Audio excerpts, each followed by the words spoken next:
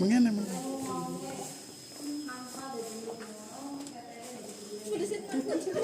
Yuk. Ya wis kang kana mengena. Iya, mengena. Lakunya lo irama sama.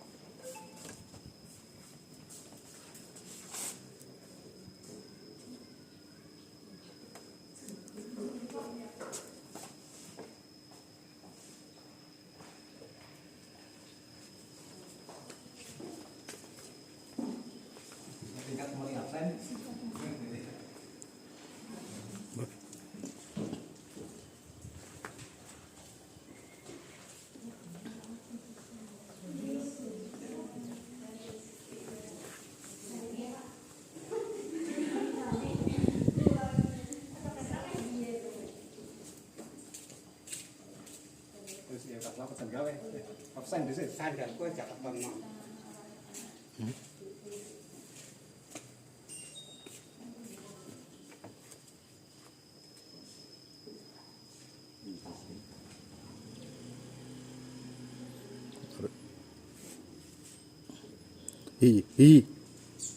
Unik ya.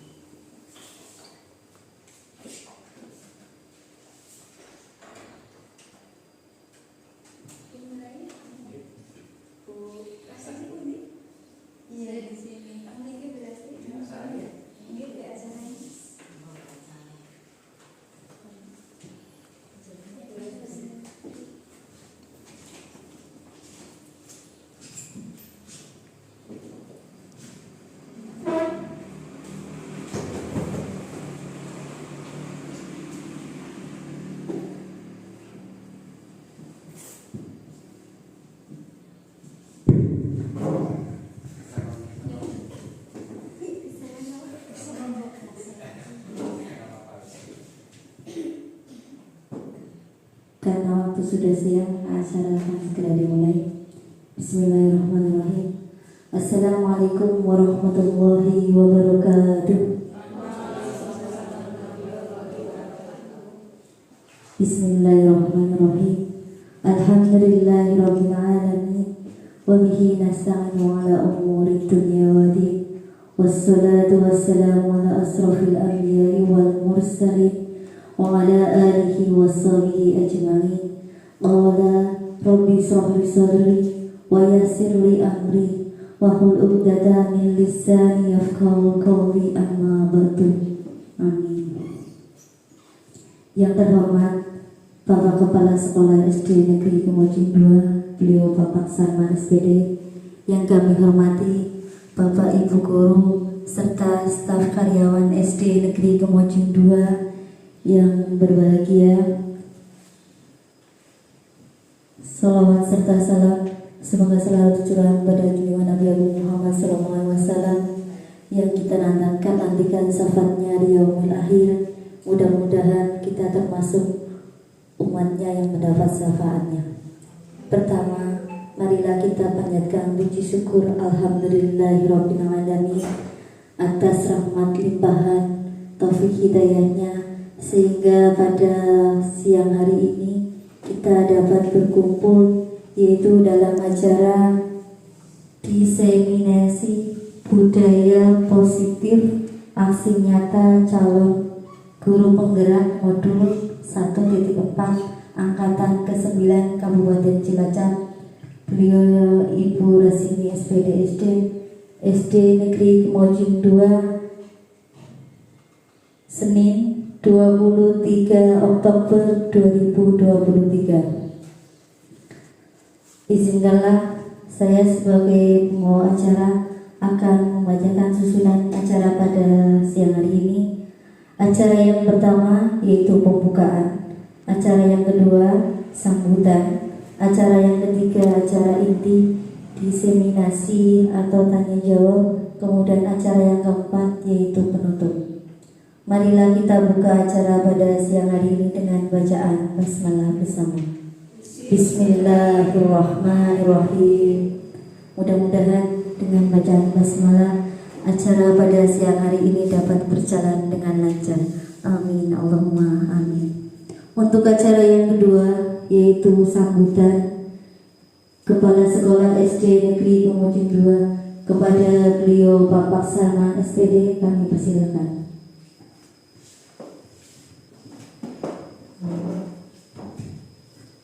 Bismillahirrahmanirrahim. Assalamualaikum warahmatullahi wabarakatuh.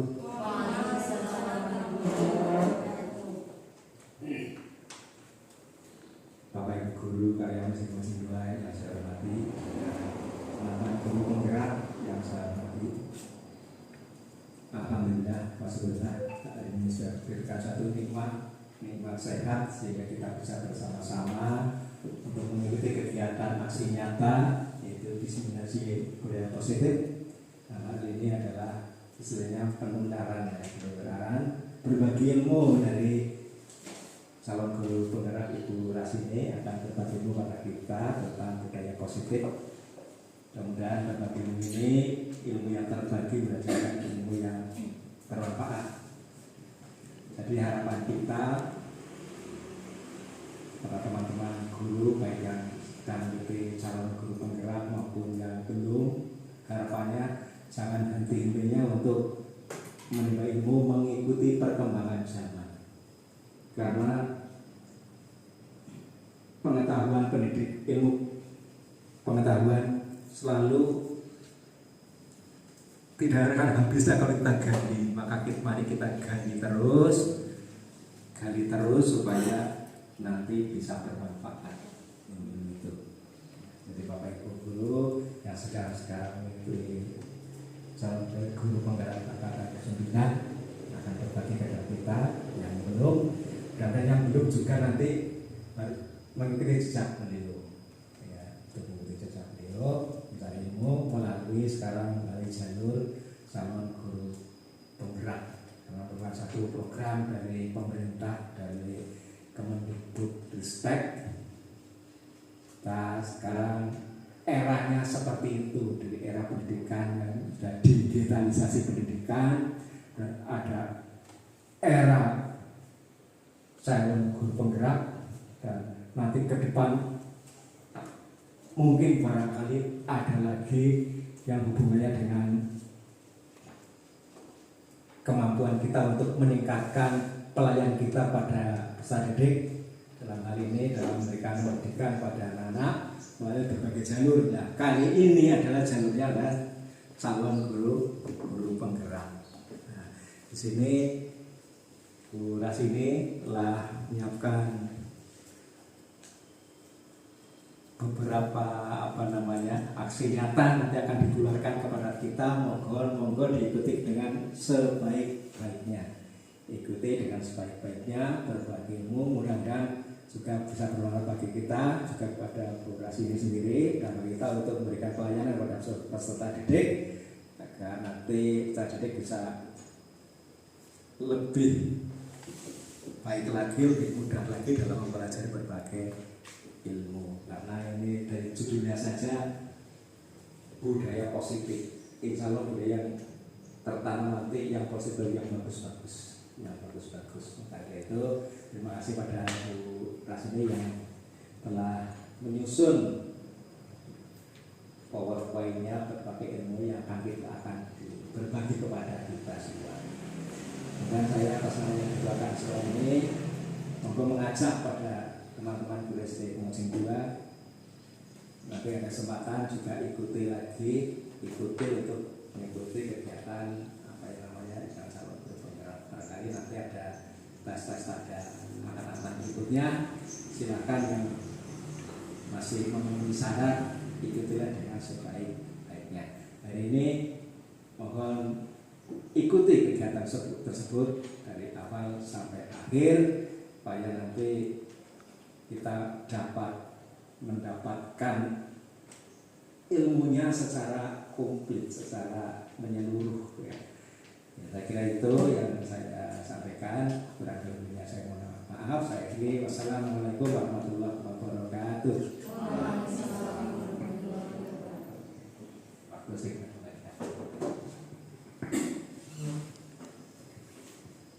Terima kasih.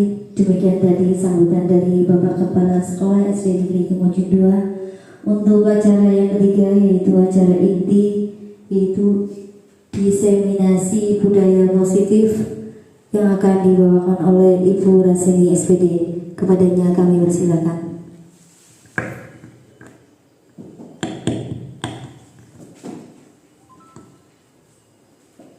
Assalamualaikum warahmatullahi wabarakatuh.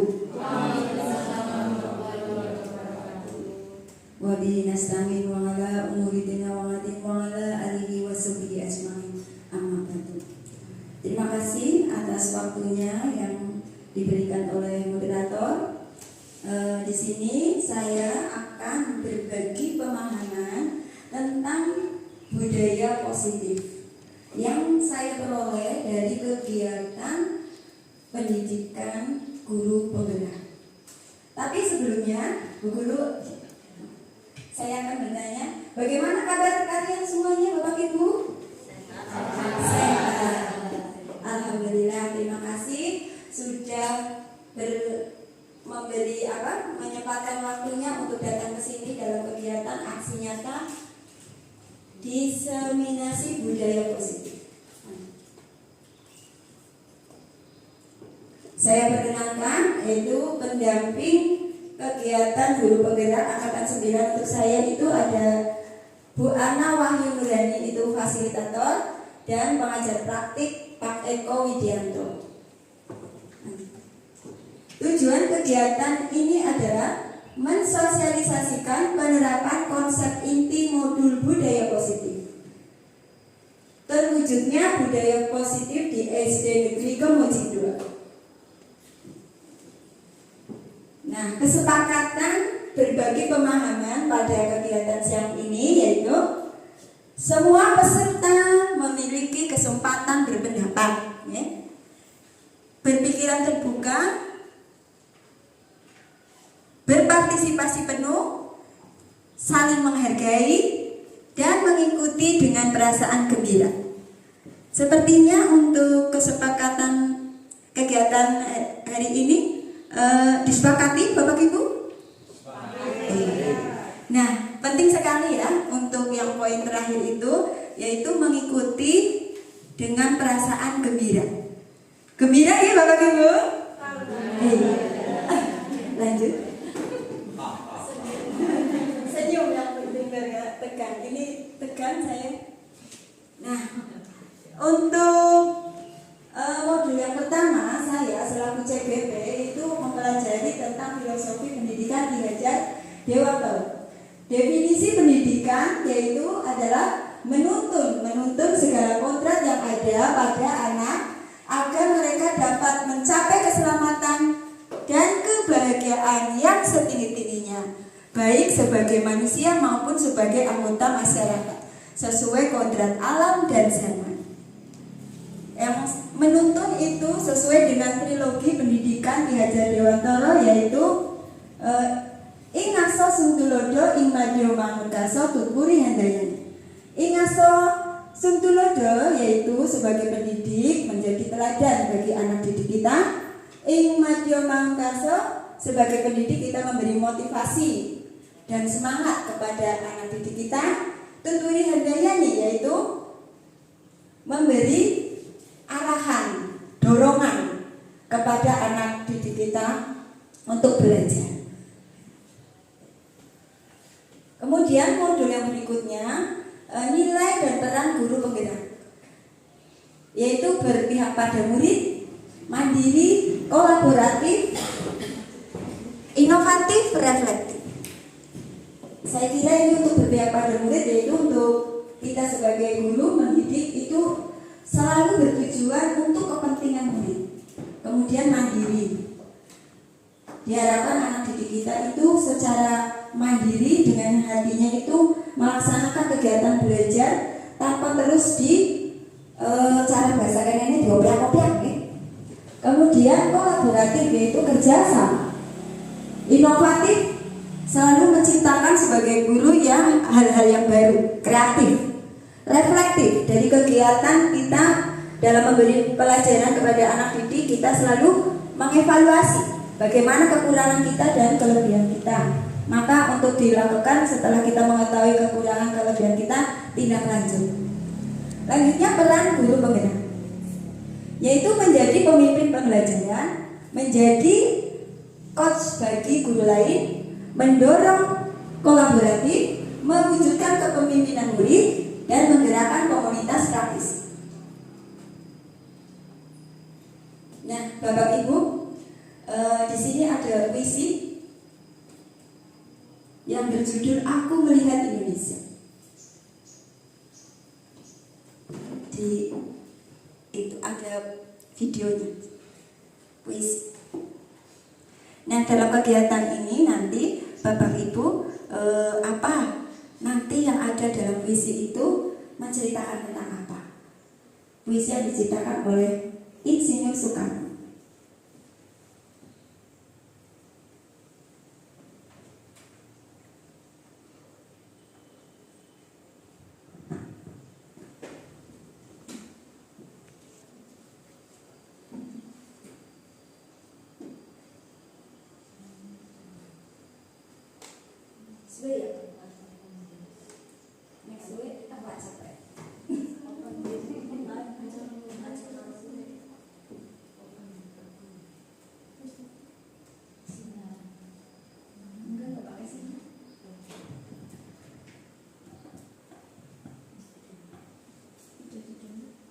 Aku Melihat Indonesia, karya Insinyur Soekarno. Jikalau aku berdiri di pantai ngeliat, aku mendengar lautan Hindia bergelora membanting di pantai ngeliat itu. Aku mendengar lagu Sayang Indonesia.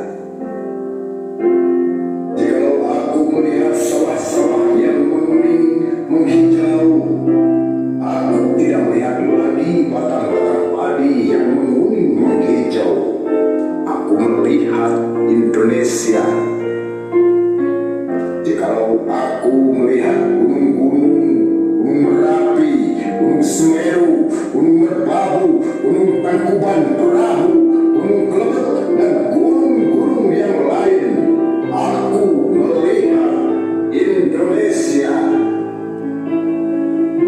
Jikalau aku mendengarkan lagu-lagu yang merdu dari Batak, bukan lagi lagu Batak yang kudengarkan, aku mendengarkan Indonesia. Jikalau aku lagi pangkulan yang kudengarkan. Aku mendengar Indonesia.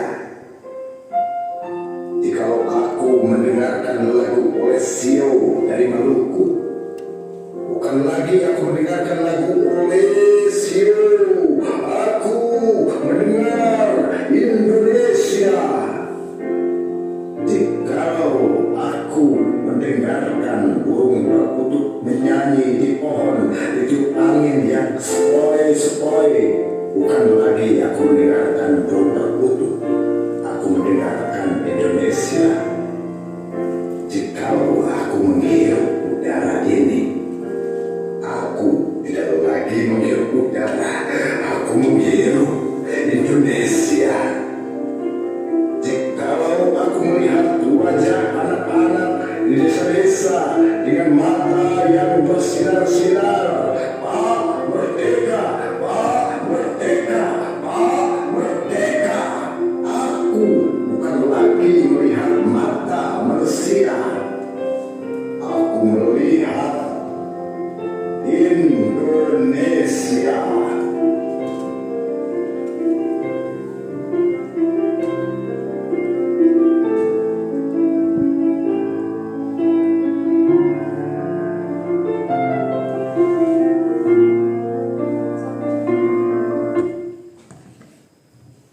Ya, baik. Bapak Ibu sudah mendengarkan puisi ya yang berjudul Aku Melihat Indonesia. Bagaimana perasaan Bapak Ibu setelah mendengarkan puisi tersebut? Kemudian, apa menurut Bapak Ibu puisi itu tentang apa? Bu Martini, silakan. Terima kasih Ibu Rasini atas kesempatannya. Setelah mendengar puisi yang berjudul Aku Melihat Indonesia, karangan dari Bung Karno, saya menyimpulkan bahwa Indonesia itu beragam, dari suku, agama, terus berbagai macam ini. Jadi bahwa apapun, meskipun kita berbeda dari sukunya, dari bahasanya, kita berbeda, tetapi kita adalah Indonesia gitu. Jadi keberagaman itu merupakan suatu yang harus kita hargai dan harus kita tumbuh kembangkan. Jadi itu menurut saya, Ibu. Baik, terima kasih sekali Bu Martini atas jawabannya. Iya, memang itu seperti itu. Jadi keberagaman menjadi satu untuk merubah Indonesia ke arah yang lebih baik. Mungkin ada lagi pendapat dari yang lain, silakan.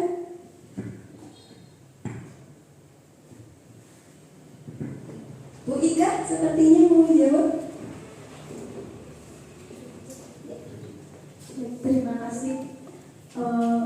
Pendapat saya hampir sama seperti yang disebutkan oleh Bu Martini, bahwa puisi Aku Melihat Indonesia itu menceritakan tentang kekayaan Indonesia yang memiliki banyak keberagaman seperti agama, budaya, adat, dan suku. Dari perbedaan tersebut di dalam puisi ini berusaha menyatukan dari banyaknya perbedaan tersebut sehingga menjadi sebuah puisi yang indah. Gitu. Terima kasih. Wah, terima kasih sekali jawaban dari Bu Ika. Menyatukan keberagaman menjadi sesuatu karya yang indah. Ya, bagus sekali. Lanjut. Ya, setelah mendengarkan, apakah Bapak Ibu tergerak, merasa tergerak hatinya atau semangat dari Pak Insinyur Soekarno itu untuk mengubah ke Indonesia ke arah lebih baik, Bapak Ibu? Iya. Jadi makna kecintaan terhadap tanah air, melihat segala sesuatu adalah tanah air Indonesia, menyatukan semua unsur alam untuk memanfaatkan serta ditujukan untuk menjadikan Indonesia lebih baik. Puisi tersebut menunjukkan visi Presiden pertama kita akan wujud kesatuan dari ragam kekayaan yang ada di Indonesia. Dari beliau kita belajar bahwa visi dapat dijadikan dalam bentuk yang beraneka ragam dan apapun bentuknya. Visi itu harus menyemangati, menggerakkan hati dan kolaborasi tiap anggota dalam suatu komunitas. Perlu perubahan yang mendasar dan upaya yang konsisten. Inilah salah satu tujuan visi. yaitu untuk mencapai perubahan yang lebih baik dari kondisi saat ini.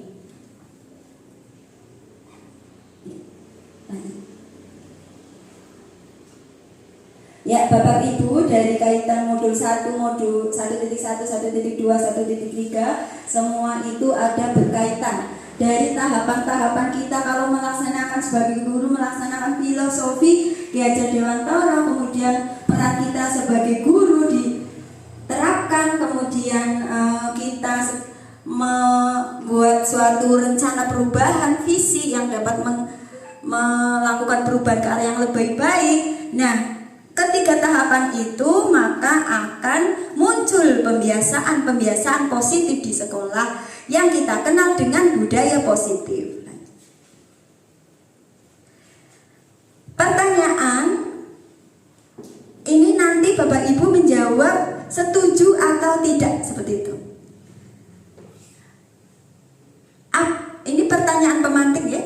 Apakah hukuman dapat mendisiplinkan anak? Setuju atau tidak? Tidak. Tidak. Ya. Alasannya?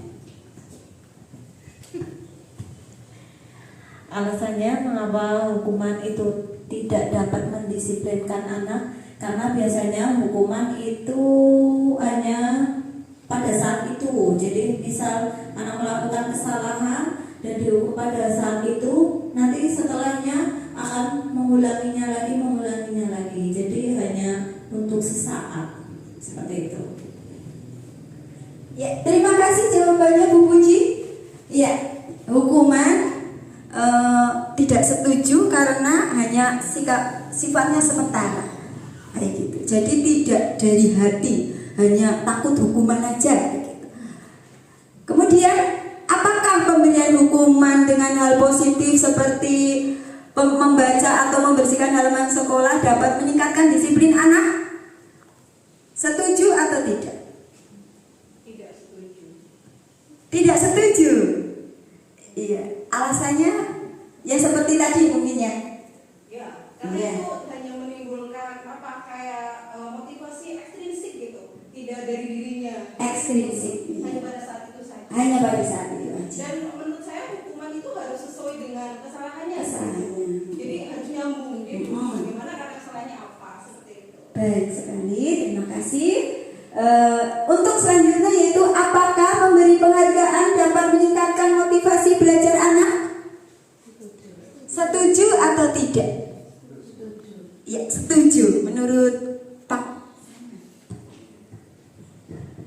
Penghargaan bisa memberikan apa itu namanya?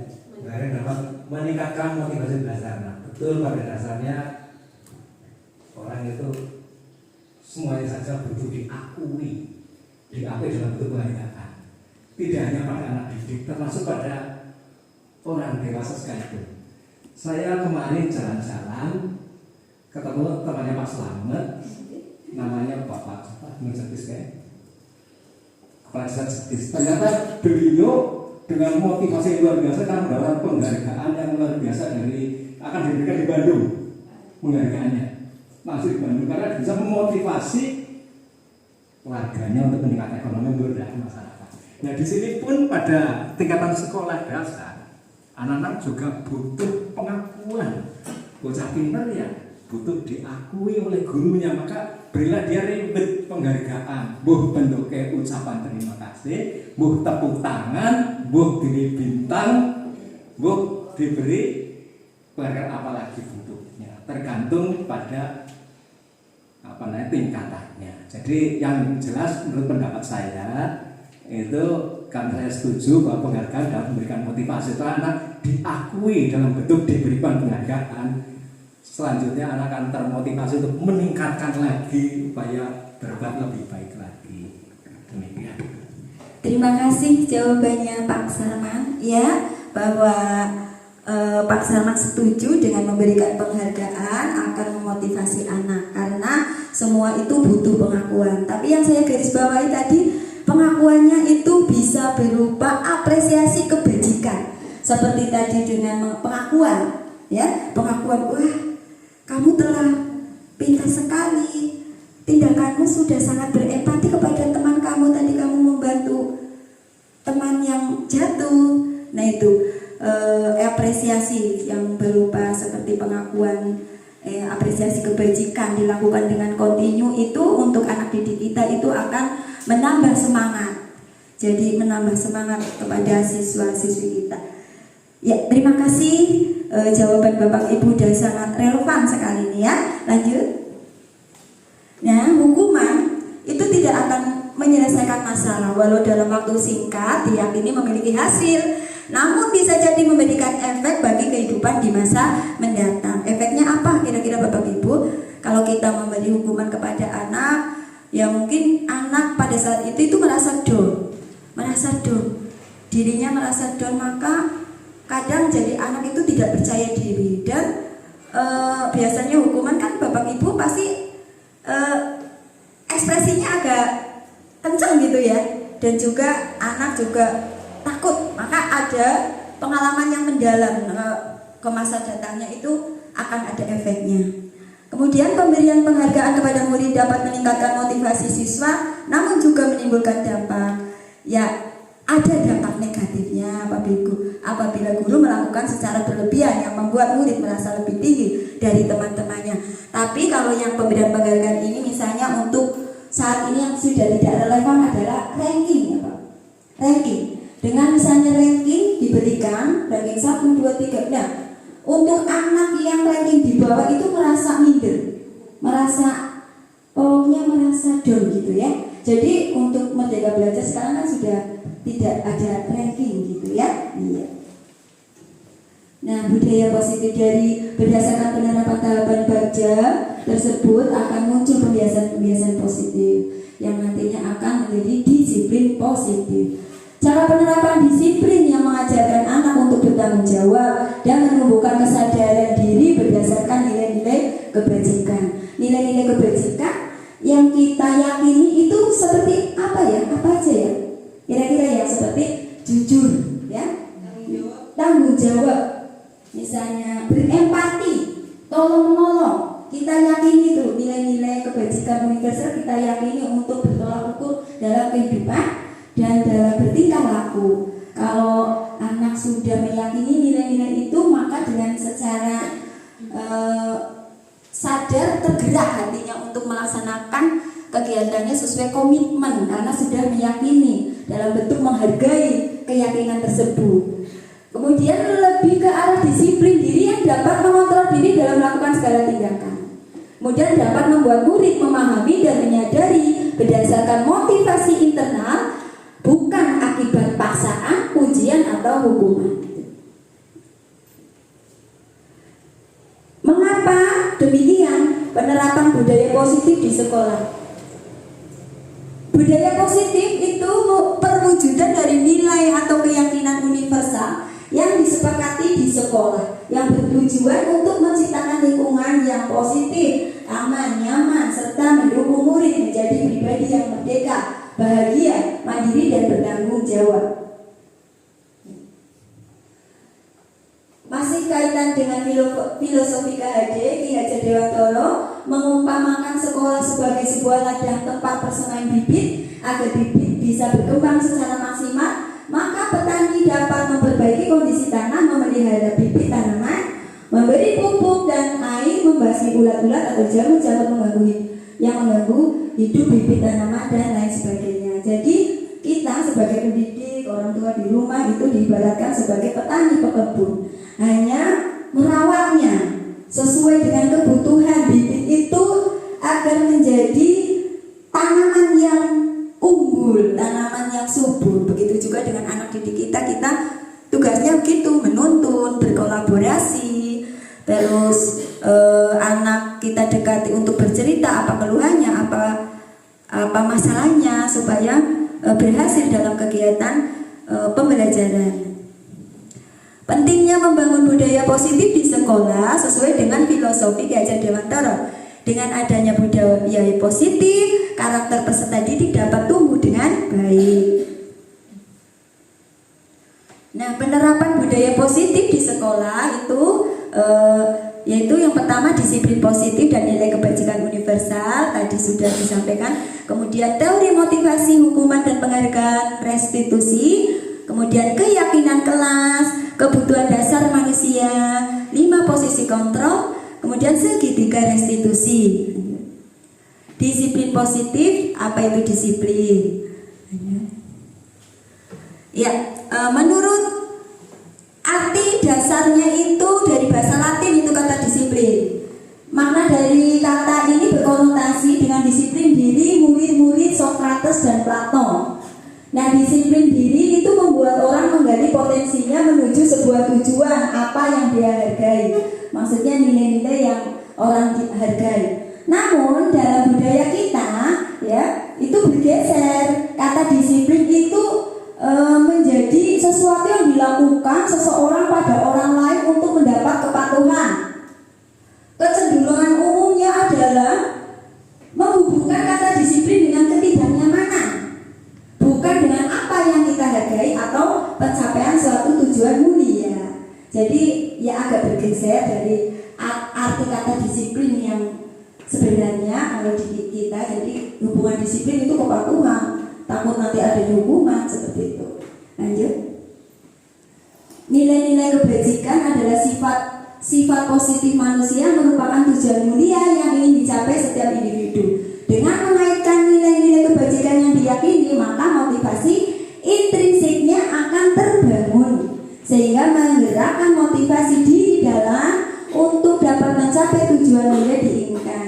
Nilai kebajikan yang ingin dicapai, institusi pendidikan Indonesia kita kenal dengan profil belajar Pancasila. Di situ sudah Bapak Ibu sudah ini paham tentang profil belajar Pancasila, ada 6 ya. Tuh. Nah, setiap institusi juga punya nilai-nilai yang diyakini. Kalau institusi pendidikan itu profil belajar Pancasila. Kalau mungkin di dunia kesehatan ya ada motonya atau nilai-nilai yang diyakininya ya. Iya, lanjut. Disiplin positif sebagai pendidik, tujuan kita adalah menciptakan anak-anak memiliki disiplin diri sehingga mereka bisa berperilaku dengan mengacu pada nilai-nilai kebajikan dan memiliki motivasi intrinsik bukan ekstrinsik. Jadi kita membangun ini jadi kesadaran gitu.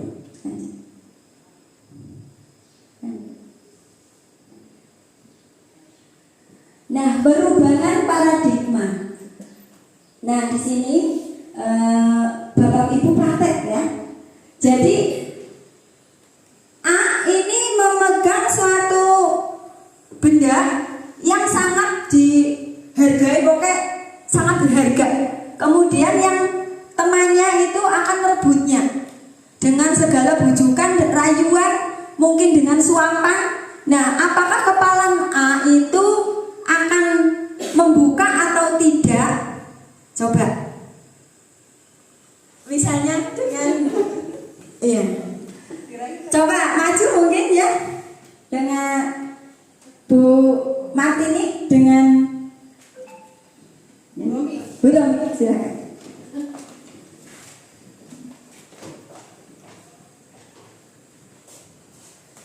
Iya. A ya. Jadi mempertahankan apa benda yang berharga sekali ini digenggam. Nah, kemudian yang B berarti yang membujuknya dengan rayuan, mungkin suapan, dengan hardik atau menyuap apa saja coba. Silahkan. Kasih deh, kasih sesuatu. Pokoknya enggak. Oh, kalau saya dibujuk nanti ini tak laporin aja ke polisi gimana? Enggak. Ini kasihan sama saya, dibuka dong tangannya. Enggak. Dibuka dong. Enggak. Mintanya apa supaya membuka? Pokoknya enggak mau. Waduh, susah ini. Ternyata saya banyak mungkin. Udah banyak uangnya katanya. kasih mobil. Ternyata saya gagal nguras ini. Saya tidak bisa merayu dan membujuk. Dengan ancaman pun nggak bisa. Ternyata kuat sekali. Kuat sekali. Ya, terima kasih Bu Romi dan Bu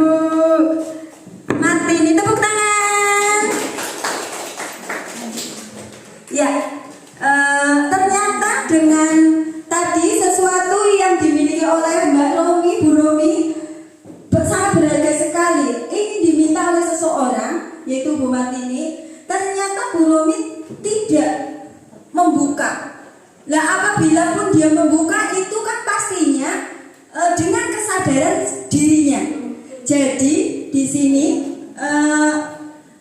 orang lain tidak bisa mengontrol diri kita. Apabila kita akan melakukan iya atau tidak, itu tumbuhnya dari dirinya sendiri. Berarti orang tersebut memegang kendali atas dirinya sendiri. Jadi orang lain tidak bisa mengontrol diri kita. Apabila seseorang dibujuk kok mau membukanya, memberikan barang berharga tersebut, berarti dia punya alasan tertentu sesuai dengan kebutuhan dasar dirinya. Ya, iya, lanjut. Nah, perubahan paradigma, stimulus respon, teori kontrol, teori pilihan. Ya, nah, jadi yang dipakai ini untuk teori kontrol pilihan. Jadi kita itu berusaha memahami pandangan orang lain tentang dunia. Jadi setiap orang itu mempunyai pandangan yang beragam tentang suatu masalah, tentang suatu ya di dunia ini tidak sama, pandangan setiap orang itu nggak sama.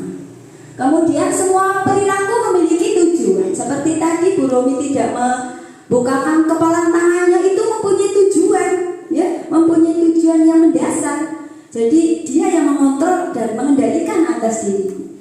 Hanya Anda yang bisa mengontrol diri Anda. Anda tidak bisa mengontrol orang lain. Kolaborasi dan konsensus menciptakan pilihan-pilihan baru. Ya, model berpikir menang-menang. Jadi ini tidak ada model berpikir menang kalah. Jadi berpikirnya itu menang-menang gitu. Lanjut.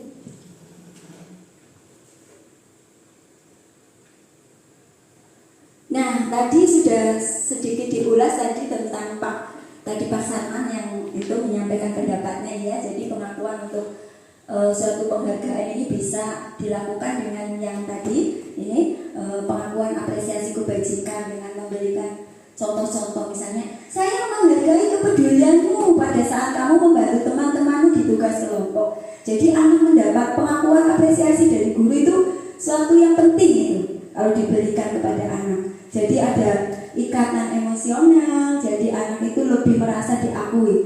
Kemudian terima kasih untuk rasa tanggung jawabmu pada saat kamu memungut kertas-kertas yang berserakan di lantai. Nah, motivasi, hukuman, dan penghargaan restitusi. Apakah menghukum anak adalah cara yang tepat untuk menumbuhkan disiplin? Tadi sudah dijawab di awal. Jenis motivasi perilaku manusia. Motivasi perilaku manusia. Yang pertama, manusia itu berperilaku misalnya untuk menghindari ketidaknyamanan, hukuman, maka dia patuh, disiplin. Nah, itu berarti termasuk motivasi ekstrinsik.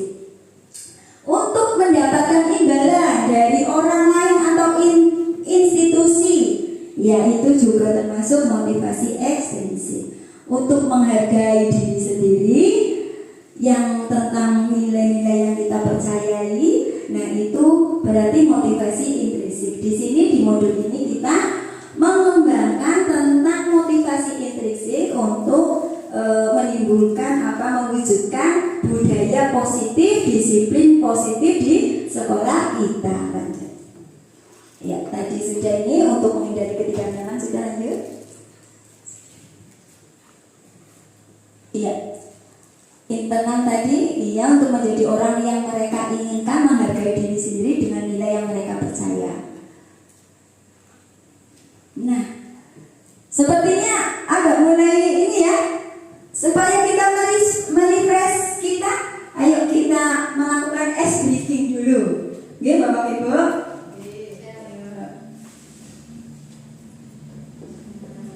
Hanya gerak-gerak tangan, mau berdiri apa duduk?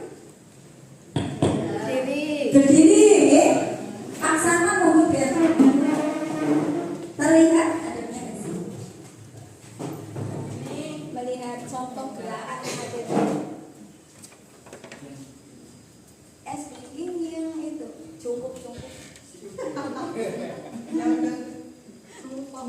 Jungkok. Mana sih banget yang ini?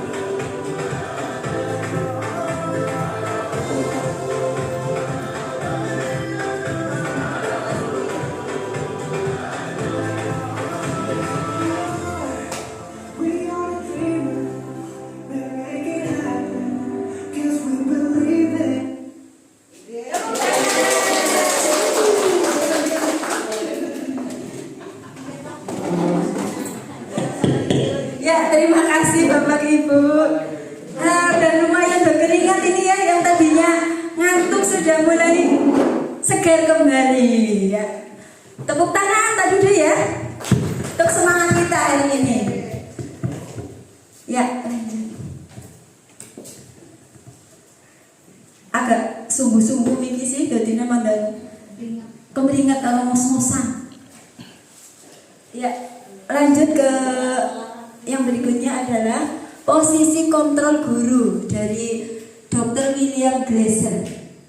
Ya, yaitu yang pertama adalah posisi kontrol guru sebagai penghukum. Ini tentunya di dalam kelas ini, di dalam sekolah kita itu posisinya itu sebagai apa? Apakah sebagai penghukum, pembuat rasa bersalah, teman, pemantau, manajer?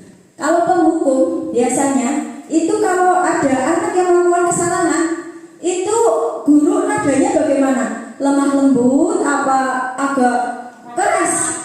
Iya, keras itu Bu Puji, ya. Iya, keras. Nah, kemudian anak itu juga pasti kayak takut. Nanti misalnya kesalahan apa misalnya, anak datang terlambat sebelum masuk ke kelas. Nah, kemudian dihukum, kamu terlambat hari ini. Karena kamu terlambat, silakan kamu di bawah bendera berdiri selama 1 jam. Nah, pastinya murid itu juga terngiang-ngiang terus sampai besar. Dulu sama ibu itu aku dihukum, ngadep. Nah, tentunya juga akan mempengaruhi hubungan anak tersebut dengan gurunya karena ada pengalaman yang negatif. Kemudian membuat rasa bersalah. Pembuat rasa bersalah itu contohnya begini. Dari tadi kamu kok belajar menang baik, ngantuk. Ya kasihan ibumu udah kamu suruh sekolah, kok malah di kelas hanya menang, ngantuk, terus dan gak mengerjakan apa-apa. Nah itu, jadi merasa diri anak itu menjadi kayak tidak berharga, ya, menjadi tidak berharga, membuat anak itu merasa bersalah. Kemudian teman, posisi kita sebagai teman, guru dengan anak, tapi kita memposisikan sebagai teman. Misalnya ya dengan, loh, kamu agak senyum ngomongnya kayak teman sih. Kamu kok hari ini kamu terlambat? Kenapa ya? Oh iya Bu, tadi saya bangunnya kesiangan. Jadi ini, oh kamu nanti lain kali jangan gitu ya, jangan diulangi ya. Kasihan Bu Guru sudah ngajar dari tadi kok. Oh jangan kasihan, itu kayak bersalah ya Bu Puji. Kok jadi itu jangan diulangi ya, sambil senyum gitu. Itu posisi teman. Kemudian pemantau. Kalau pemantau itu guru hanya memantau. Misalnya ada kesalahan, Bu Guru perhatikan tadi kamu ini, karena kamu tadi seperti ini, nanti kamu ini sesuai dengan konsekuensinya, kamu kerjakan ini. Nanti istirahatnya, misalnya datang terlambat sih, jadi nanti istirahatnya yang datang 15 menit terlambat, nanti istirahatnya habis melebihi 15 menit di kelas menyelesaikan tugas misalnya. Kemudian manajer. Nah ini posisi kita sebagai manajer, yaitu manajer itu memposisikan guru sebagai menyelesaikan masalah itu tidak fokus ke kesalahan siswanya, tidak fokus ke kesalahan siswanya, tapi fokus itu untuk memperbaiki kesalahannya, kemudian menanyakan keyakinan apa yang kamu pernah sepakati, kamu itu melanggarnya kesepakatan keyakinan yang mana, dan ditanya apa kamu bisa memperbaikinya, seperti itu. Nah di sini posisi manajer, murid akan bisa menyadari kesalahannya dan akan bertindak memperbaikinya sesuai dengan kesalahannya sendiri. Lanjut. Nah ini nanti ada videonya, silakan nanti Bapak Ibu memperhatikan ya posisi guru sebagai apa dalam video tersebut. Guru seperti apa? Langsung mati Pak. Guru seperti apa kita selama ini?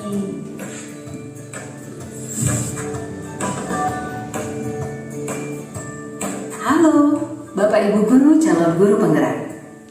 Video ini akan menampilkan 5 adegan interaksi guru dan murid. Silakan menonton dan merefleksikannya.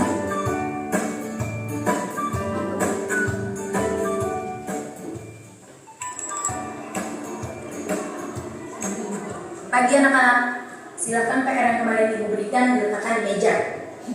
Anton, kamu sudah mengerjakan belum? Belum mengerjakan saya, Bu. Kamu selalu ya nggak ngerjain PR. Sekarang kamu duduk di depan, lalu tulis. Saya berjanji tidak akan mengulangi lagi.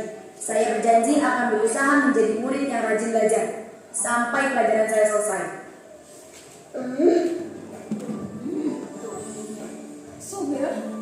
Pagi anak-anak, hari ini ada tugas ya. Ada yang belum mengerjakan? Anton, kamu sudah mengerjakan? Belum, Pak. Kamu nggak ngerjain tugas ya? Kamu mau jadi apa nanti? Kamu niat sekolah nggak sih? Coba bayangkan orang tuamu betapa kecewanya sama kamu. Kamu itu sudah kelas 5. Harusnya bertanggung jawab sama dirimu sendiri. Maaf, Bu, saya terlambat. Ya udah, nanti jangan diulangi lagi ya. Kalau kamu rajin, Ibu senang lihatnya.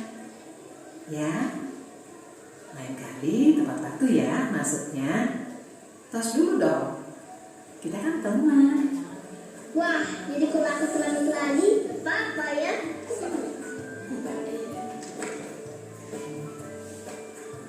Kamu kok nggak pakai baju olahraga? Bapak catat, kamu sudah 3 kali loh nggak ikut olahraga bulan ini. Iya, Pak. Udah 3 kali berarti saya dapat sanksi, Pak.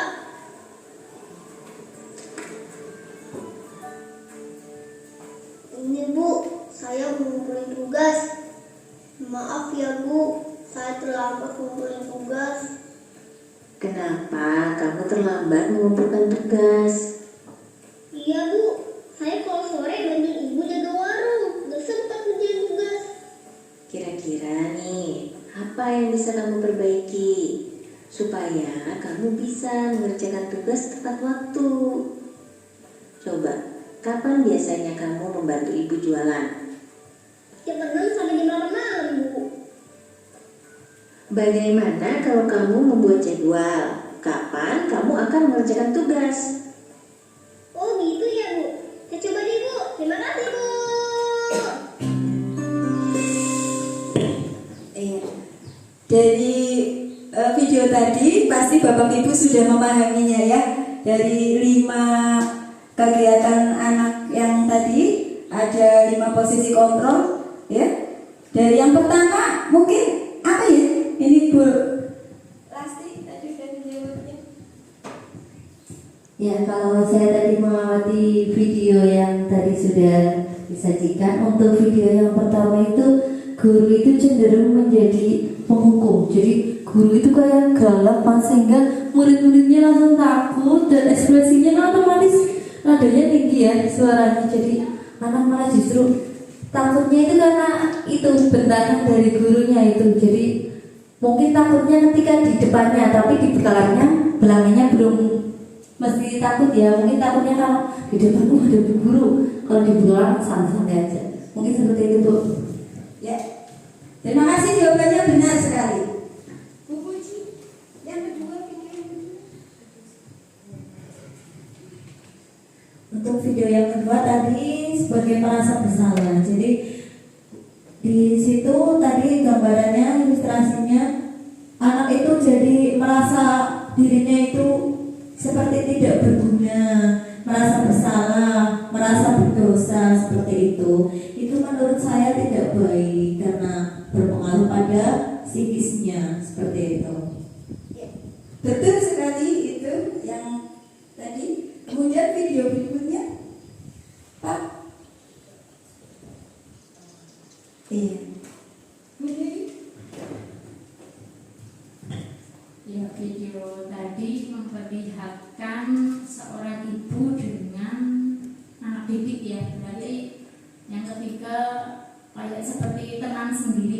menasehati dengan lembut, tidak ada rasa marah, ya, seperti ibu dengan anak sendiri. Benar sekali. Yang berikutnya, Paman. Ya, untuk video yang berikutnya itu seorang guru yang mengamati siswanya ketika olahraga tapi tidak menggunakan sesuai seragamnya, jadi tidak menggunakan kaos olahraga.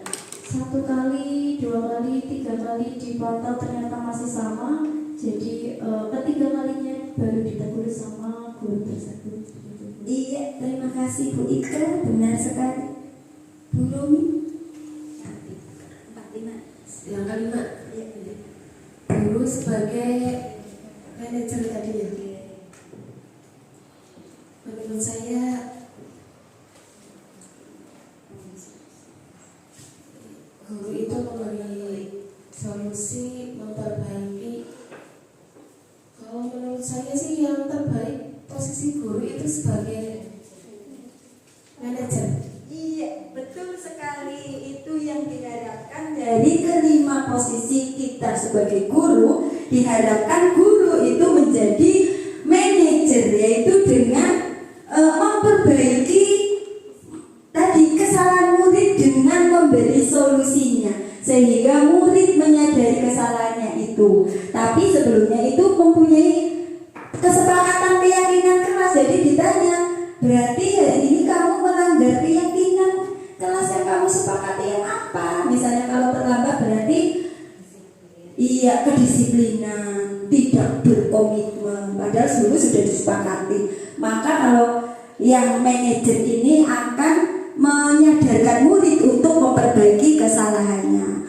Nah, kalau yang posisi 1, kedua itu termasuk posisi ke-1 itu yang jangan dipakai, itu karena identitas gagal. Jadi hanya memperbaiki kesalahan saat itu saja, tetapi efeknya itu lama pada anak, teringat itu. Iya, guru berbuat sesuatu bersama murid, mempersilahkan murid untuk mempertanggungjawabkan perilakunya dan mendukung murid untuk menemukan solusi permasalahannya sendiri. Ini yang sebagai manajer. Kemudian posisi manajer mengacu pada restitusi yang dapat menjadikan murid sebagai manajer bagi dirinya sendiri.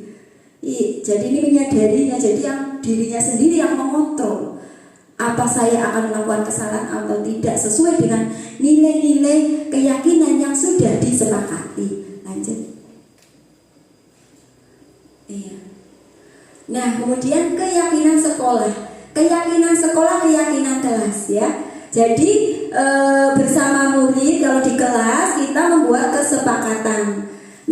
kesepakatan nilai-nilai apa yang kita sepakati agar kegiatan di kelas itu kondusif, aman, nyaman, dan nanti akan mewujudkan disiplin positif dan nantinya menjadi budaya, yaitu budaya positif. Lanjut. Iya. Mengapa perlu keyakinan bukan peraturan? Lanjut. Kalau peraturan ya bedanya dengan keyakinan. Kalau peraturan itu hanya merujuk kepada satu pihak, ya apa enggak ya? Guru, misalnya peraturan berarti guru yang membuat, anak hanya patuh saja. Nah nantinya guru itu melaksanakan peraturan, anak itu melaksanakan peraturan itu karena ada aturannya, nanti saya kalau nggak melaksanakan dihukum. Tapi kalau keyakinan kelas yang tadi disepakati bersama-sama siswa, nilai-nilai universal yang disepakati tanpa adanya paksaan dan diyakini bersama dan dilaksanakan oleh semua warga kelas untuk mendukung motivasi intrinsik kembali ke nilai-nilai keyakinan lebih menggerakkan seseorang dibandingkan mengikuti serangkaian peraturan. Jadi keyakinan kelas lebih menggerakkan hatinya dibandingkan hanya mengikuti serangkaian peraturan.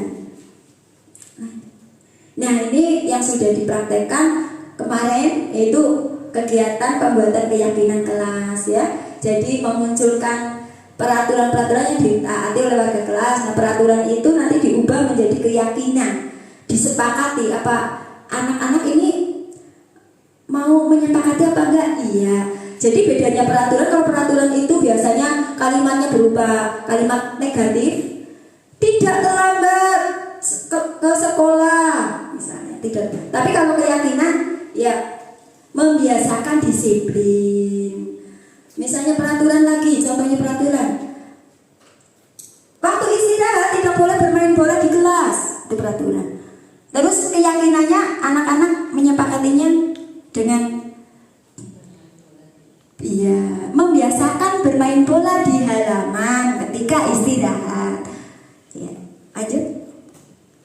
Nah ini contoh peraturan. Selalu kembalikan buku ke tempatnya. Ini keyakinan yang diyakini adalah tanggung jawab. Senantiasa tanggung jawab terhadap tindakan kita di kelas misalnya. Dilarang mengganggu orang lain. Ini kan negatif pos kalimatnya. Membiasakan menghormati orang lain. Kayak gitu. Dilarang melakukan kekerasan misalnya. Membiasakan selalu mengutamakan keselamatan dan menghormati orang lain. Nah, karena ini konsensus bersama siswa-siswa kita dengan persetujuan siswa-siswa, maka siswa-siswa melaksanakan tindakannya sesuai keyakinannya. Berarti siswa itu tidak merasa kayak dipaksa, tetapi anak itu menyadari melakukan kegiatan yang sesuai dengan nilai-nilai yang diyakininya. Lanjut. Nah, kemudian kebutuhan dasar manusia. Bapak Ibu, kebutuhan dasar manusia itu ada 5, ya.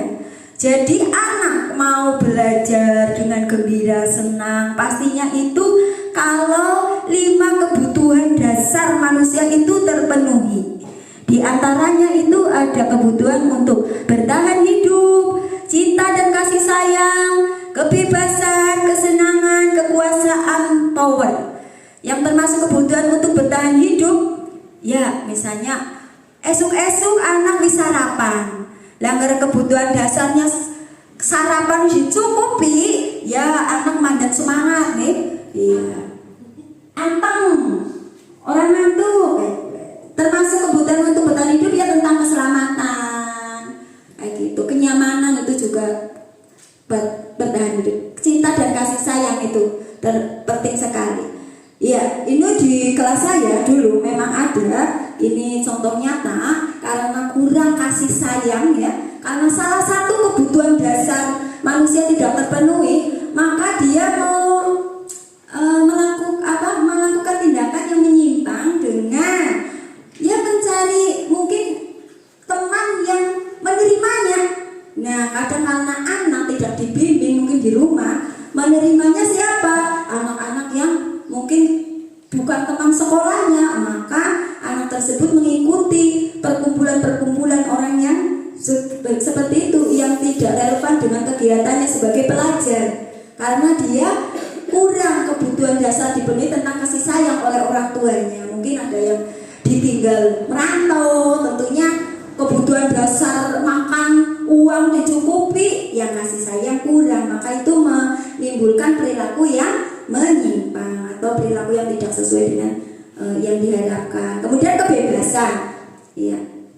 Kebebasan bukan anak itu kebutuhan dasarnya kebebasan berarti bertindak semaunya sendiri, bukan yang itu. Tetapi kebebasan dia dapat memilih sesuatu, kemudian kebebasan dia mengutarakan pendapatnya di kelas, kemudian kebebasan misalnya ingin belajar apa saat ini kayak gitu, menggunakan alat apa, mungkin dia berpendapat tentang itu. Kesenangan, kekuasaannya. Ini tentunya udah paham semua tentang kesenangan dan kekuasaan. Lanjut.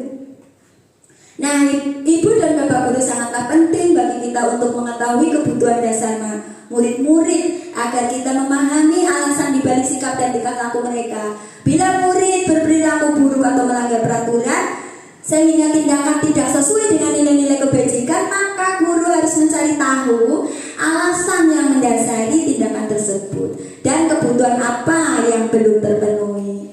Ya, mari kita bimbing murid-murid kita akan menjadi berdaya, seimbang dan bahagia dan menuju budaya-budaya positif di sekolah kita. Lanjut. Nah, untuk yang terakhir yaitu segitiga restitusi. Tadi lanjutan dari posisi kontrol sebagai guru, yaitu yang terbaik adalah tadi posisi sebagai manajer, dan posisi sebagai manajer yaitu penerapannya ini seperti ini.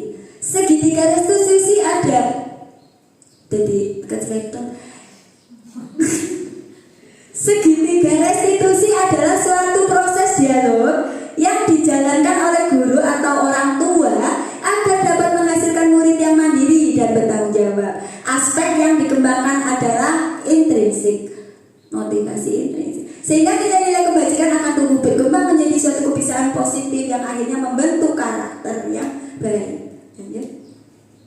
Nah, ini dalam menyelesaikan masalah menggunakan tahapan segitiga restitusi, yang pertama adalah menstabilkan identitas. Misalnya anak melakukan pelanggaran, sebagai guru kita memposisikan sebagai manajer dan melakukan penyelesaiannya dengan segitiga restitusi. Yang pertama adalah menstabilkan identitas. Setiap orang kita bisa bertanya kepada murid kita untuk menstabilkan, biar anak itu tidak merasa apa yang disalahkan kita ya. Setiap orang pasti pernah melakukan kesalahan. Kamu bukan satu-satunya yang pernah melakukan ini. Kemudian validasi tindakan salah. Ini guru menyampaikan, kamu tentunya punya alasan mengapa melakukan itu. Adakah cara yang lebih efektif untuk mendapatkan apa yang kamu butuhkan? Ketiga adalah menanyakan keyakinan. Keyakinan kelas apa yang telah kita sepakati? Kamu ingin menjadi orang seperti apa? Nanti kan anak menjawab, berdialog dengan gurunya. Lanjut. Ciri-cirinya ini tadi sudah saya sampaikan, memperbaiki hubungan, tawaran bukan paksaan, restitusi menuntun untuk melihat ke dalam diri, mencari kebutuhan dasar yang mendasari tindakan mengapa dia bersalah, alasan. Kemudian restitusi diri adalah cara yang paling baik, fokus pada karakter bukan tindakan, fokus pada solusi, mengembalikan murid yang berbuat salah pada kelompoknya. Lanjut. Nah, ini kemarin sudah praktek, yaitu dengan siswa saya, ya, Hansa. Kasus yang pertama, memang kasusnya satu saja sini. Pada saat pelajaran ada salah satu murid kelas 6 yang malas-malasan, melamun, tidak aktif, tidak bersemangat. Guru memperhatikan biasanya anak tersebut selalu ceria dan antusias mengikuti pelajaran. Nah, murid itu namanya Hansa. Setelah selesai pelajaran, guru memberikan pesan ke Hansa, Hansa, nanti temui bu guru ya di kantor. Hansa pun dengan lesu menjawab, baik bu. Video.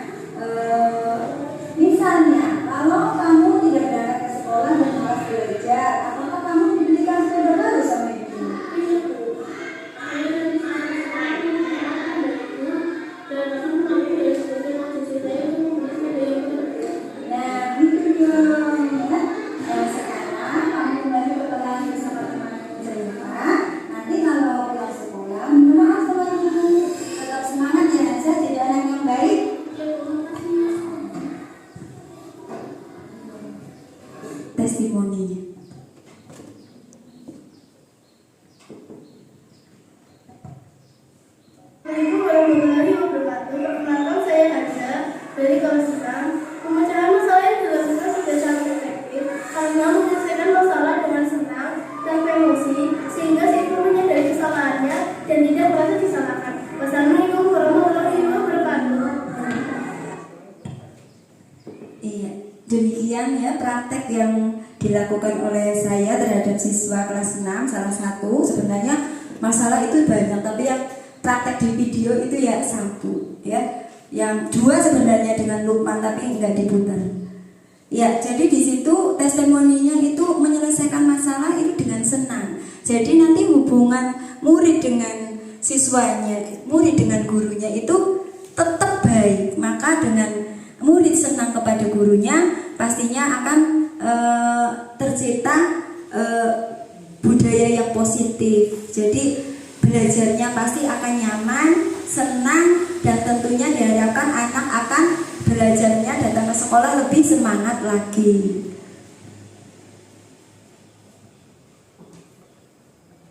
Ya, tadi itu serangkaian, jadi dari teori kontrol, kemudian posisi kita sebagai guru, kemudian penerapan segitiga restitusi. Nah, itu sudah saya sampaikan ya.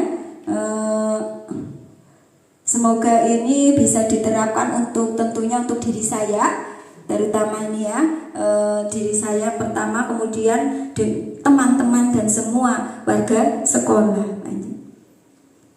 Nah, kegiatan yang berikutnya adalah refleksi ya. Nah, dari kegiatan tadi yang saya sampaikan tentang pemahaman berbagi ilmu budaya positif, silakan tuliskan perasaan Bapak Ibu setelah mengikuti kegiatan aksi nyata ini. Yang kedua, hal apa yang akan Anda perbaiki setelah mengikuti kegiatan ini? Bapak Ibu menulis di kertas, nanti revisinya ditempel di depan.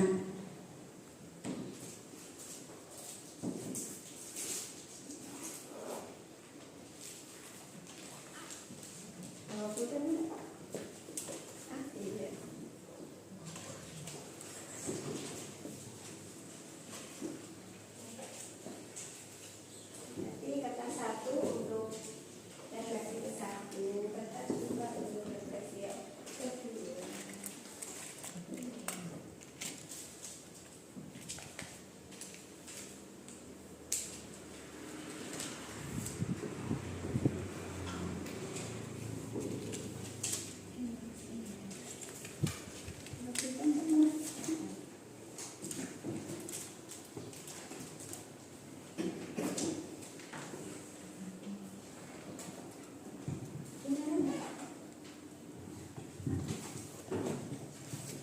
Yang pertama, silakan tulis perasaan Anda setelah mengikuti aksi nyata ini.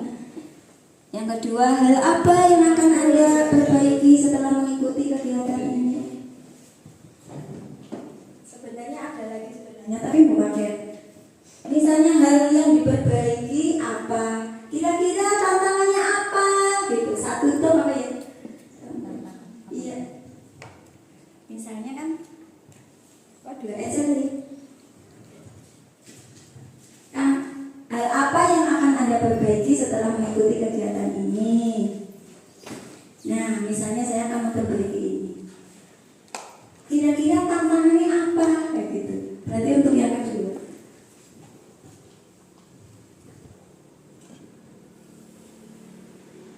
Mau menerapkan, kira-kira tantangannya apa ya? Yang menerapkan ini.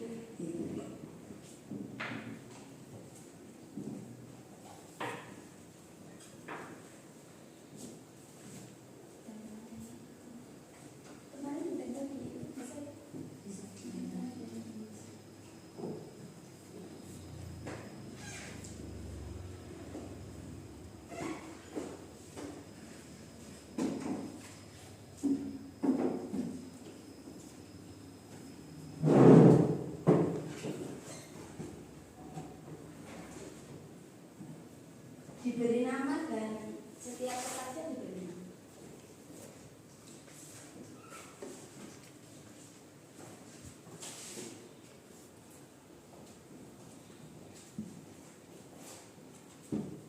Ada yang sudah Bapak Ibu? Kalau sudah langsung ditempel aja.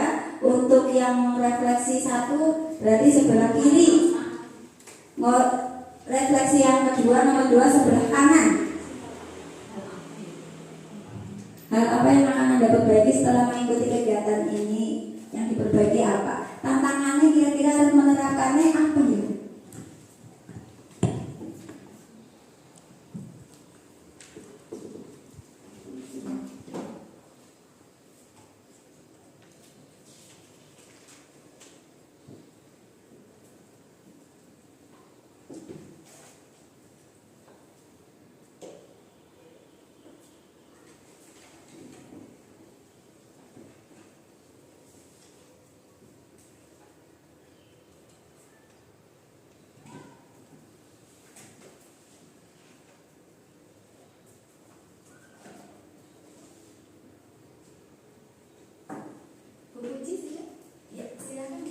Tempel Bu Puji. Yang lainnya menyusun.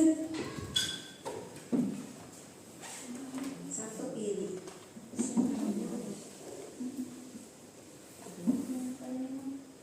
Kenapa aku berdiri?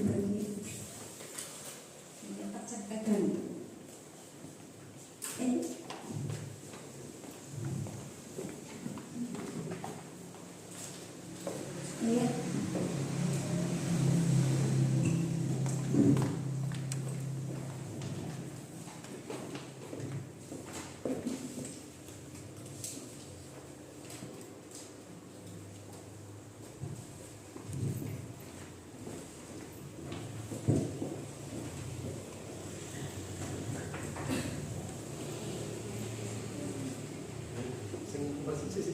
Satu yang kiri satu. Iya.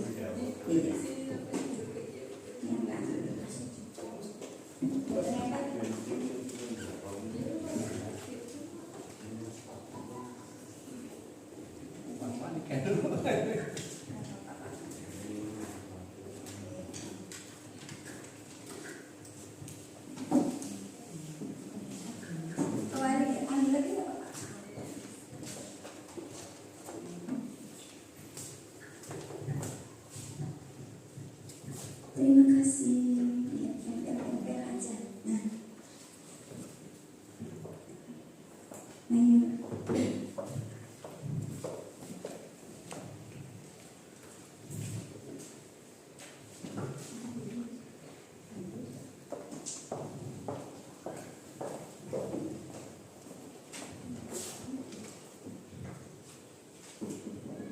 Sini dua situ.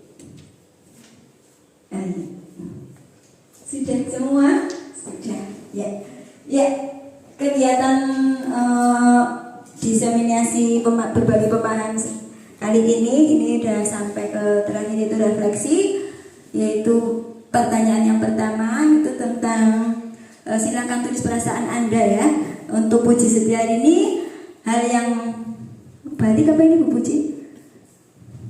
Perasaan saya setelah mengikuti aksi nyata ini adalah senang karena menambah wawasan Bu Puji. Kemudian kalau Bu Martini, perasaan saya setelah mengikuti aksi nyata ini adalah saya merasa bahwa selama ini saya belum melaksanakan posisi yang tepat karena ini dalam menyelesaikan masalah saya menempatkan posisi sebagai teman dan pemantau. Sama, selama ini juga saya seperti itu, sebagai teman dan pemantau. Kemudian Bu Dewi, perasaan saya setelah mengikuti kegiatan aksi adalah dapat menambah wawasan saya. Kemudian Bu Romiatun, senang, sangat menginspirasi, jadi tahu sebaiknya posisi guru sebagai manajer. Kemudian Bu Desi, mengikuti aksi nyata ini adalah tambah pengetahuan dalam menghadapi murid. Kemudian Pak Sarman, saya senang setelah mendapatkan penjelasan tentang peran guru di kelas dalam hal siswa menyadari kesalahannya. Kemudian Bu Ika, saya senang bisa mengikuti kegiatan ini karena memperoleh ilmu wawasan yang sangat bermanfaat, dapat menerapkan mulai dari kelas 1 sampai kelas 6. Kemudian kemudian ini ada namanya menambah wawasan, senang menambah wawasan, mengerti karakter siswa, cara mengatasinya. Kemudian udah, ini untuk pertanyaan yang pertama. Kemudian yang kedua yaitu Bu Romiatun, saya akan memperbaiki setelah melakukan kegiatan ini. Insya Allah saya akan memposisikan diri saya sebagai manajer kepada anak didik saya. Kemudian Bu Puji, udah ya tadi ya. Oh iya. Akan memperbaiki, menerapkan pembelajaran yang sesuai KHD dan menjadikan posisi manajer dalam membimbing siswa. Kemudian Bu Ika, hal yang akan diperbaiki mengenai kontrol emosi guru sebagai manajer, karena selama ini baru guru sebagai teman dan pemantau yang saya lakukan. Iya. Kemudian tantangannya akan lebih mengajak siswa untuk lebih mendengarkan siswa supaya lebih percaya diri ya. Hal yang akan diperbaiki saya memperbaiki yaitu dalam pembelajaran. Kemudian Pak Sarman, tidak lagi menerapkan hukuman pada siswa bila siswa lalai akan kesepakatan kelasnya ya. Sudah dibaca semua ya. Iya, demikian ya. Setelah mengikuti serangkaian berbagi pemahaman tentang diseminasi budaya positif, Bapak Ibu sudah merefleksikan dirinya bahwa oh iya ternyata saya begini ya.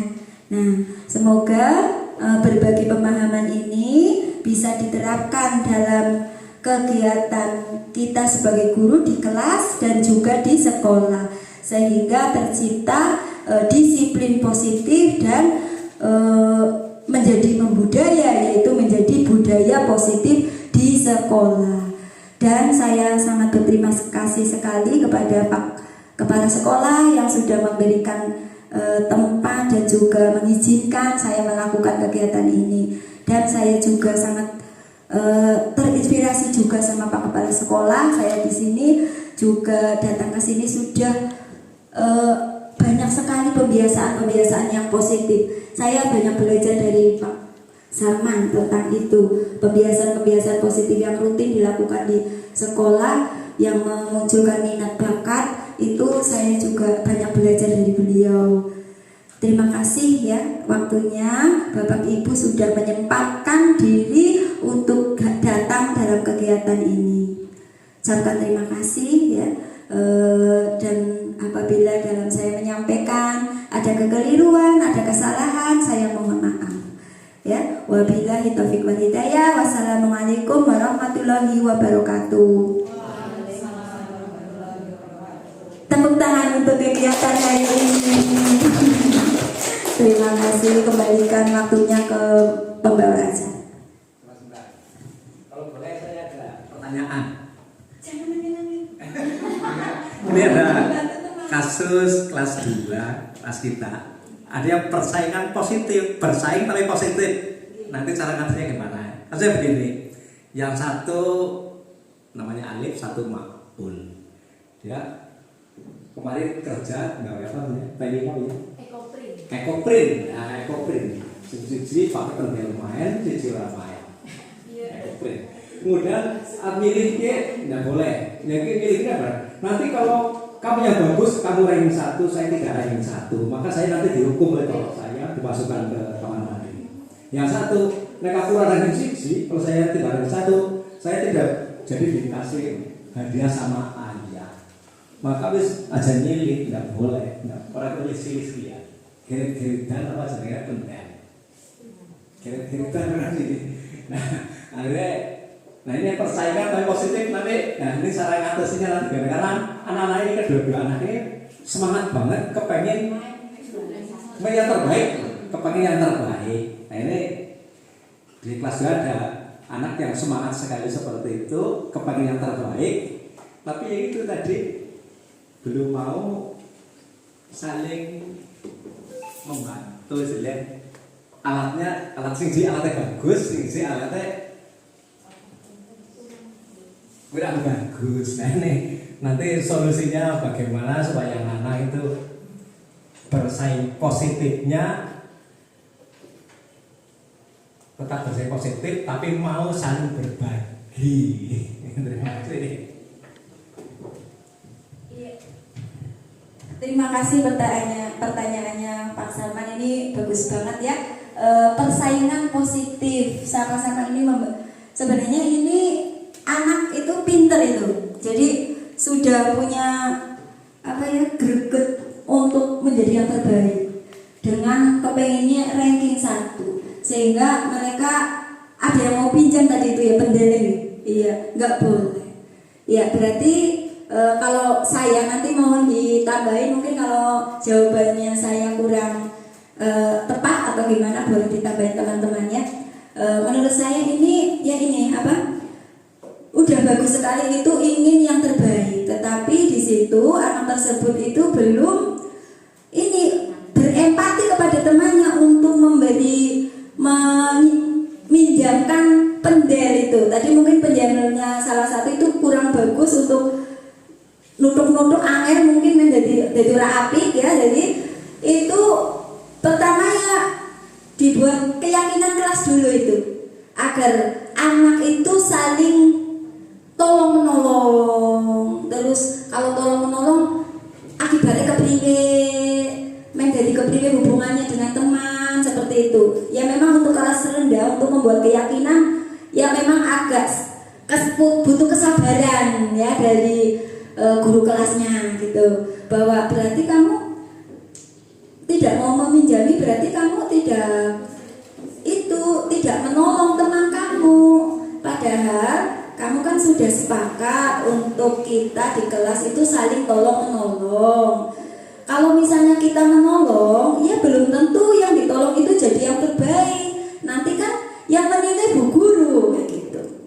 Mungkin itu ditanamkan keyakinannya dulu tentang itu menolong teman, terus membantu teman. Itu dari saya mungkin Pak. Apabila jawaban saya kurang sempurna, boleh ada yang menambahkan, silakan.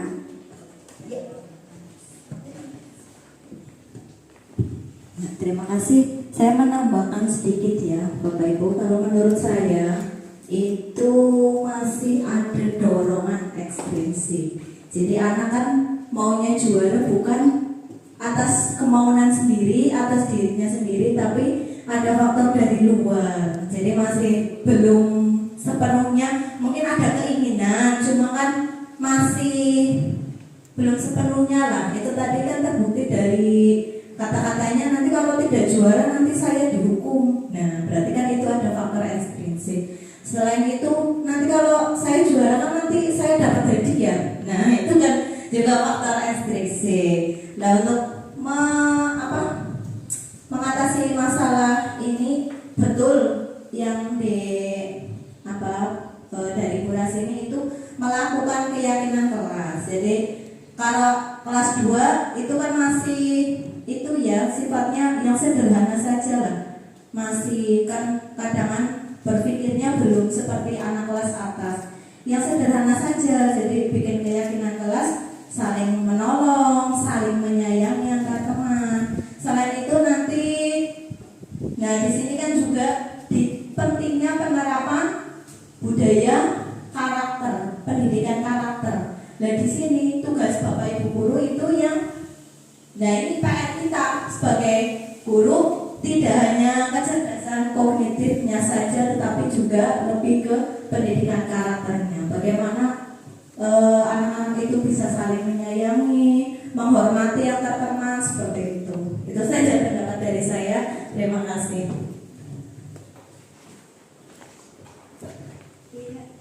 Itu jawabannya, solusinya dari kami.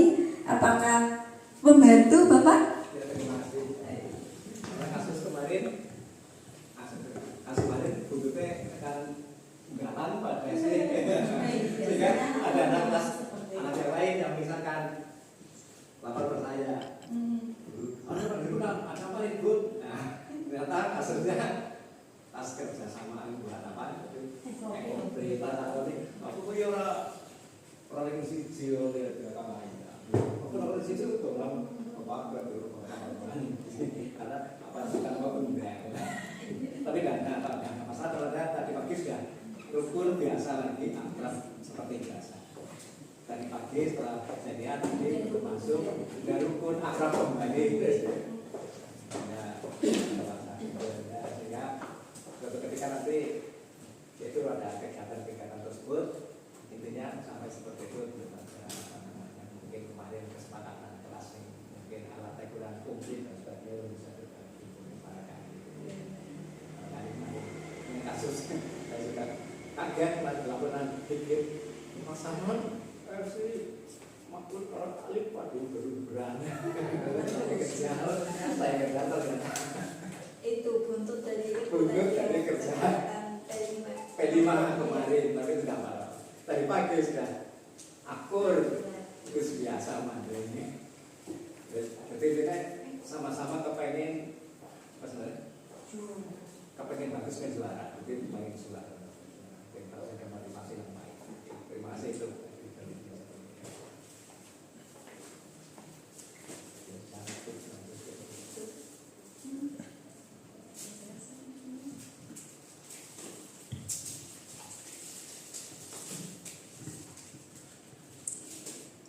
Demikian tadi acara demi acara sudah terlewatkan. Untuk acara yang terakhir yaitu penutup, marilah kita tutup dengan bacaan kafaratul masjid.